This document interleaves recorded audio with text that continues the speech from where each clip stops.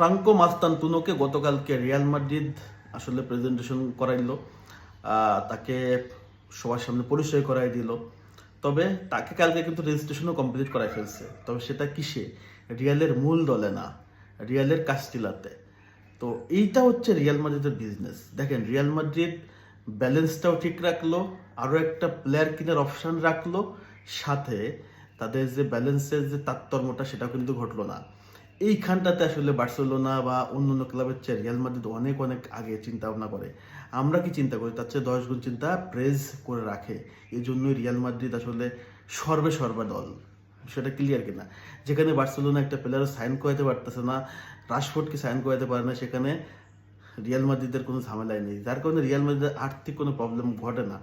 তো বার্সেলোনা, পাশের রাষ্ট্র, পাশের ক্লাব, নগর প্রতিদ্বন্দ্বী, তারা আসলে রিয়ালের কাছ থেকে একটু টিপ নিতে পারে না যে কি কাজ করে রিয়াল মাদ্রিদ, কীভাবে সাইন করায়। এত বছর গেল, রিয়াল মাদ্রিদ এত কার্যক্রম দেখলো, তারা একটু শিখতে পারলো না। এটা হলো আমার কাছে আফসোস লাগে আসলে, যে বার্সেলোনা ম্যানেজমেন্ট শিখতে পারলো না। আফসোস, নকল করেও শিখতে পারলো না, আফসোস।